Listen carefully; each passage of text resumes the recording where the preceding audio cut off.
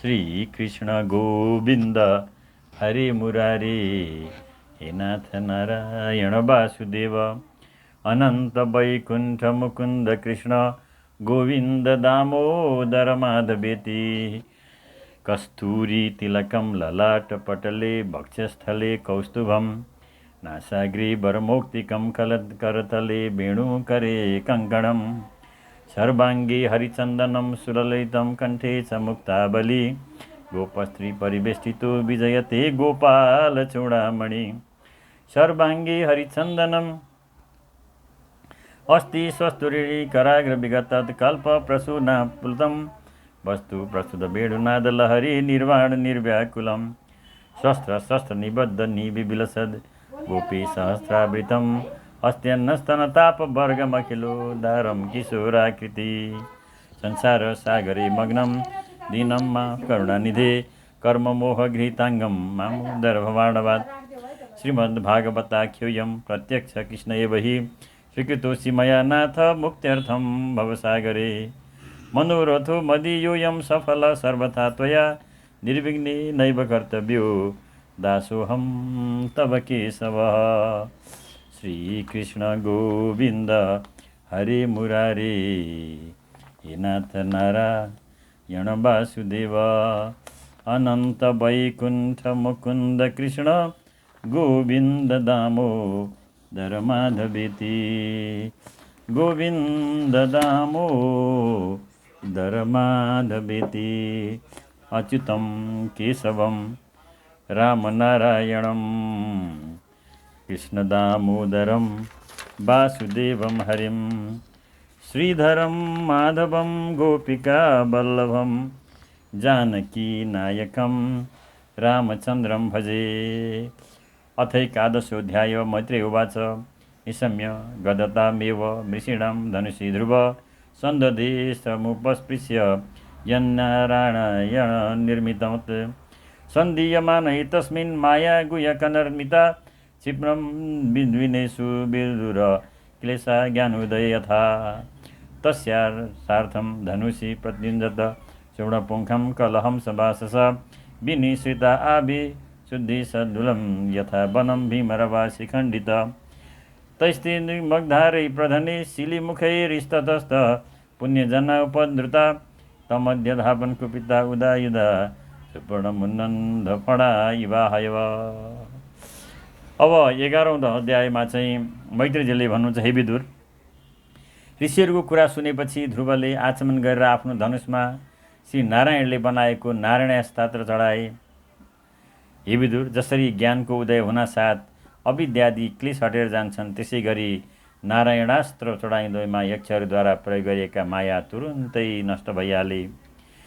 ऋषिवर नारायणले बनाएको यो अस्त्र धनुषमा चढाउन साथ त्यसबाट राजहाँस समान पखेटा र सुनको टुप्पा भएका तिखा तिखा बाण निस्केर जसरी मयूरहरू भयङ्कर शब्द गर्दै वनभित्र पस्छन्, त्यसै गरी भयानक स्वाँ स्वाँ आवाज गर्दै शत्रुको फौजमा प्रवेश गर्न लागे।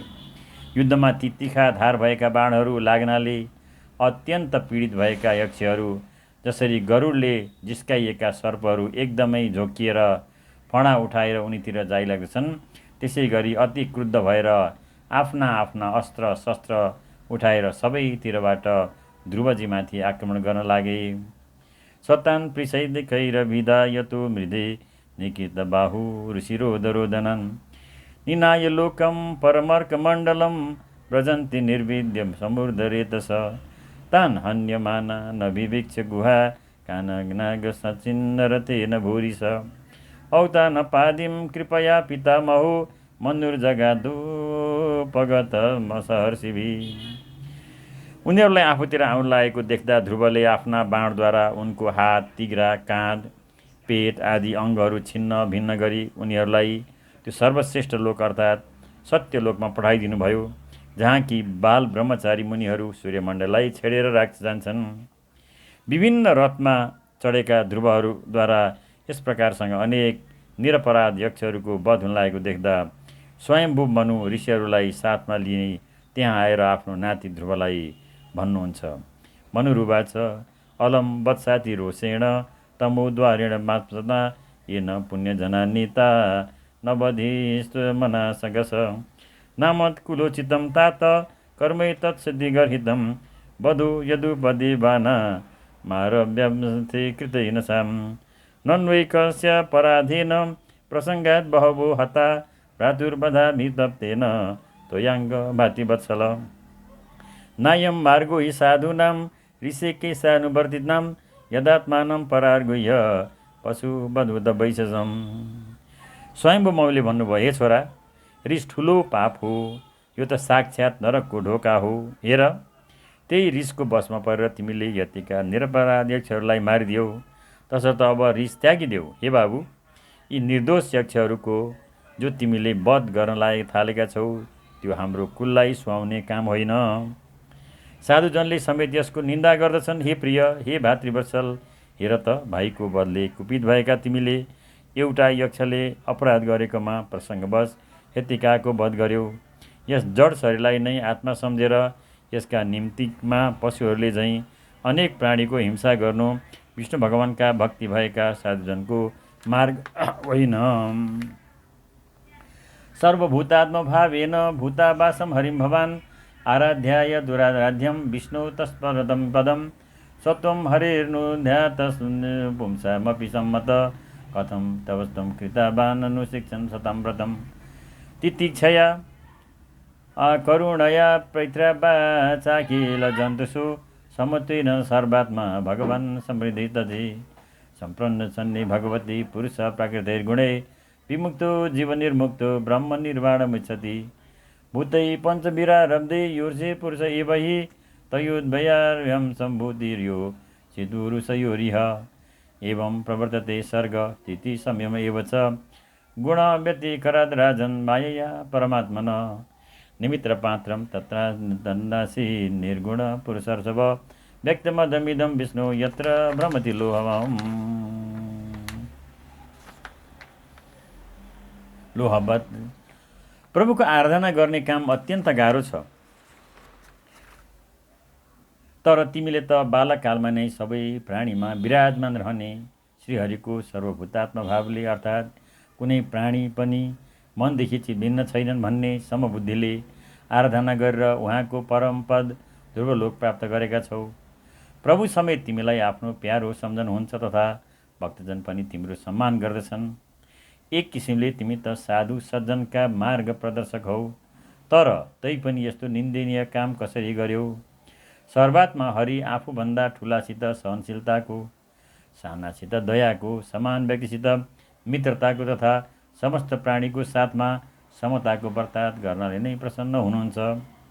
भगवान प्रसन्न भएपछि मानिस मायाका गुण एवं उनका कार्यरूप लिङ्ग शरीरदेखि छुटकारा पाएर परमानन्द स्वरूप ब्रह्मपद पाउँछ।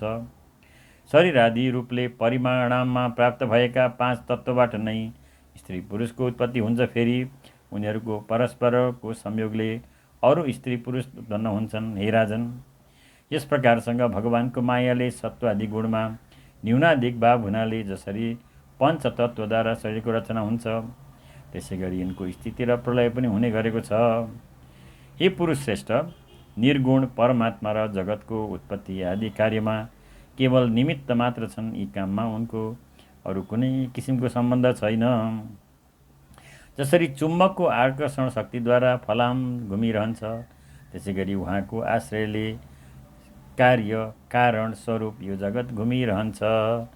सखलविदं भगवान् कालशक्त्या गुणप्रवाहेण विभक्त वीर्य करुत्य कर्तेव नियत्य हन्ता चेष्टा विभुग्न खलु दुर्विभाव्य सुनन्तरो नाकरकालो नादि राधिकृतव्यय जनं जनेन जनयन् मारयन् मृत्युनान्तकं न वै स्वपक्षस्य विपक्ष एव वा परस्य मृत्युर्विशत ससम्प्रजा तं धावमानमनुधावत्य निशा यथा रजार्यस्य नीलं मुद्लं सङ्गा आयुष पचयं जन्तुस्तथैवोपचयं विभो उभाभ्यां रहित स्वस्तो दस्य विदं दशतो।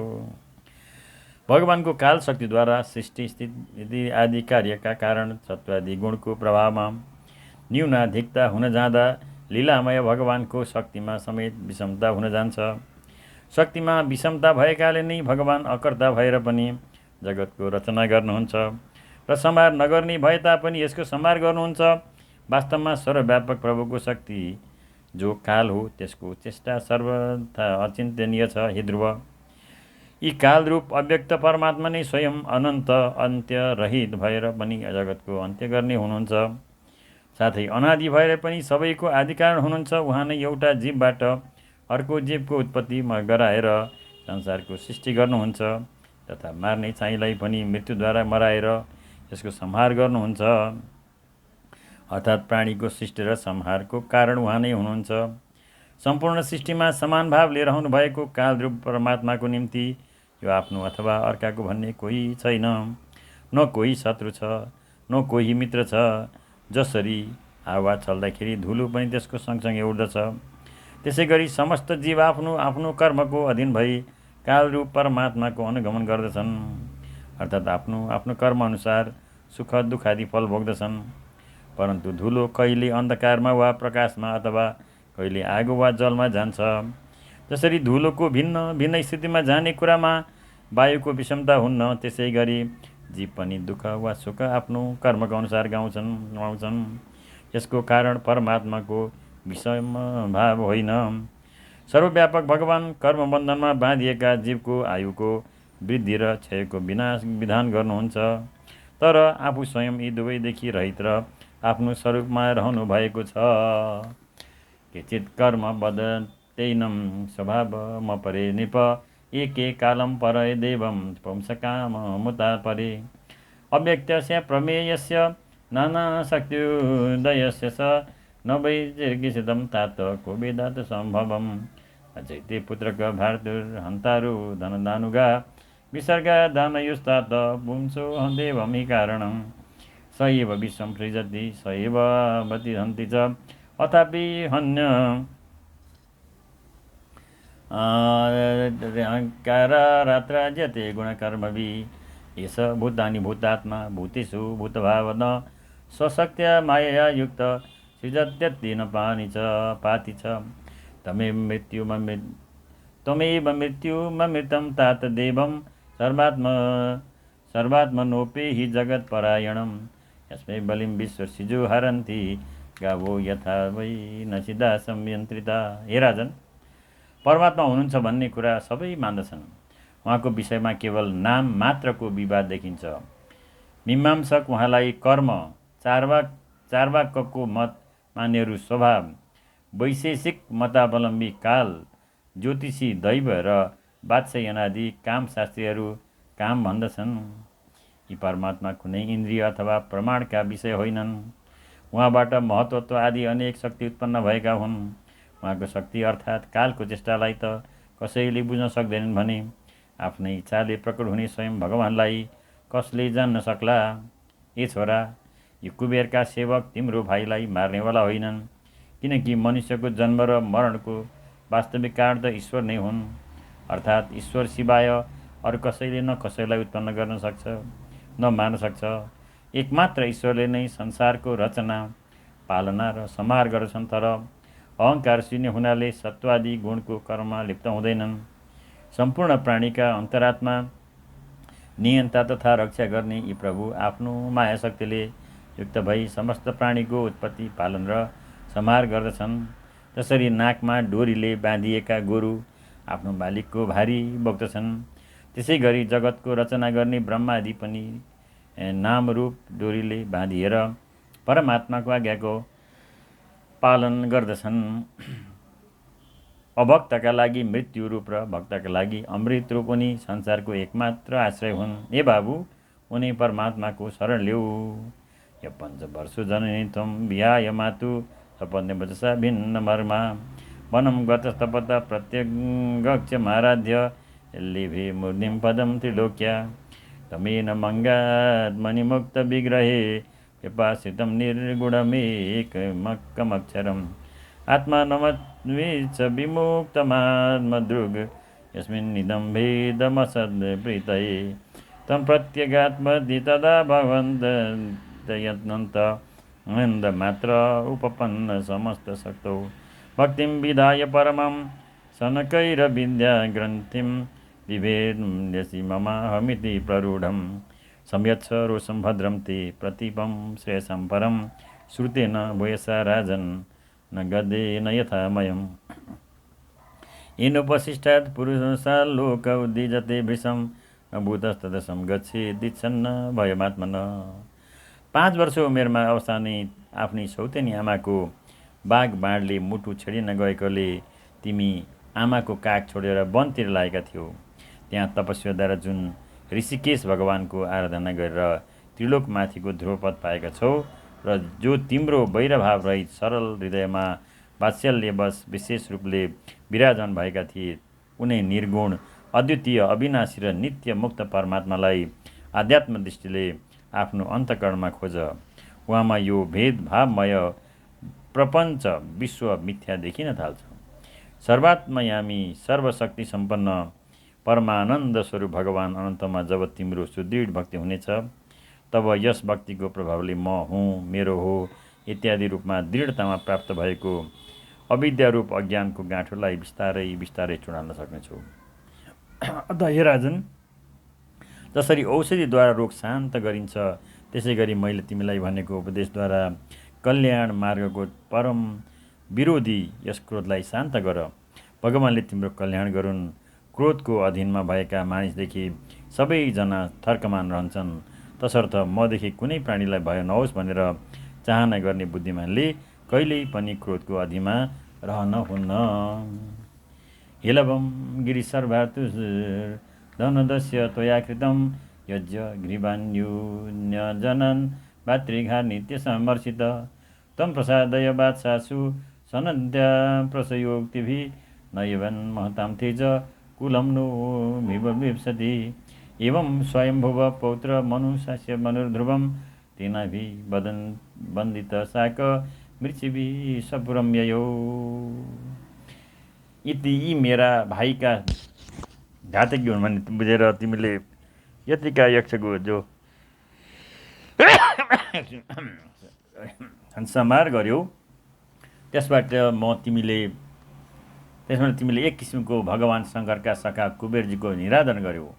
कुबेरको कोपले हाम्रो कुलको अनिष्ट हुन नपाउँदैमा झट्टै गएर विनम्र भाषण र विनयद्वारा उहाँलाई प्रसन्न गराऊ। यस प्रकारसँग स्वयम्भू मनुले उपदेश दिएर आफ्नो नाति ध्रुवलाई राम्रोसँग सम्झाए बुझाए। ध्रुवले पनि उहाँलाई प्रणाम गरे। यसपछि महर्षिहरूलाई साथमा लिई मनु आफ्नो लोकतिर जानुभयो। इति श्रीमद्भागवते महापुराणे चतुस्कन्धे 11 श्रीकृष्ण गोविन्द हरे मुरारे हे नाथ नारायण वासुदेव अनन्त वैकुण्ठ मुकुन्द कृष्ण गोविन्द दामोदर माधवेति। श्रीमद्भागवत चतुर्थ स्कन्द नेपाली भाषा टीकाको 11औं अध्याय पुरा भयो। हरे राम राम राम हरे हरे, हरे कृष्ण कृष्ण कृष्ण हरे हरे, कृष्णाय वासुदेवाय हरे परमात्मने प्रणतक्लेशनाशाय श्रीकृष्णाय वयं नमः। हरे राम राम राम हरे हरे, हरे कृष्ण कृष्ण कृष्ण हरे हरे। ओम श्रीमद्भागवताय नमो नमः। हरे राम राम राम हरे हरे, हरे कृष्ण कृष्ण कृष्ण हरे हरे। ओम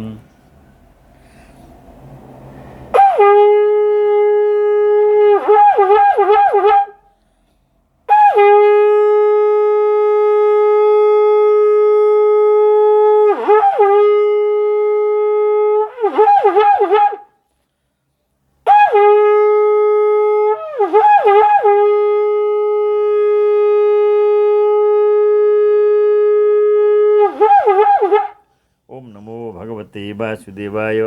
ओम नमो भगवते वासुदेवाय। ओम नमो भगवते वासुदेवाय।